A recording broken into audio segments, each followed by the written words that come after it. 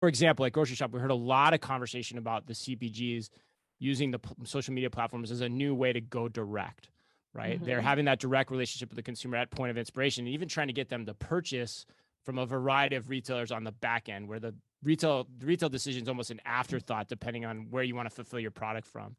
How are you guys thinking about that dynamic, and what tools are you devising or creating to make that happen? So that's a great question, Chris. If we go back to digital circular for a second and we say, okay, that digital circular ad is served on your phone and it says, hey, here's what's in store for the week. And you say, oh, I need that. You can essentially click on that digital circular. You can get it fulfilled from your local store, or it can get delivered to your home, right? Okay. We're also seeing use cases where messaging is becoming bigger and bigger. So let's say you are like, I don't know what I want for dinner tonight. I'm having 4 people over. We want Italian. Maybe, on the other side of that DM, there's a grocer or someone at the store that's like, we have this on promotion. Would you like me to order it for you? It'll be ready for you at 5 p.m. for pickup. Right.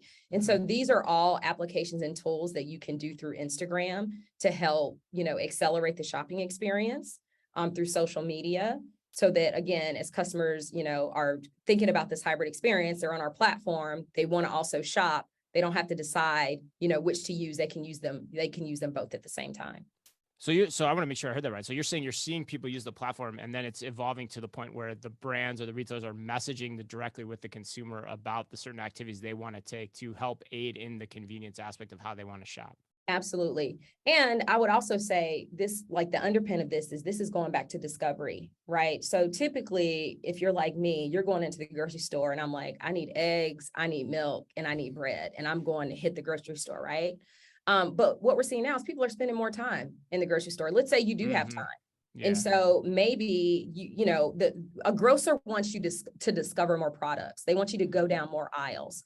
And so one of the things we're seeing, and I'll call out Albertsons for this, and HEB has been great at this, is how do you create an element of gamification in Instagram and Facebook where maybe, for the holidays, there's a holiday scavenger hunt in the grocery store. Or maybe if your kids are with you and they want to, see a virtual Santa Claus in the cake aisle. Or you see, on Instagram, somebody making cookies and it says it's in aisle 5. You go in aisle 5, you scan a QR code, you can actually see the demonstration and it highlights all the products on the shelf that you should buy. So I think, the connection here is, how is technology really sort of enabling people to not only spend more time, but to discover more brands in the grocery store, whether you're in the store or whether you're at home. Yeah, spend more time or less time, depending on how you want to engage, right? That's the key here, and how you're describing this.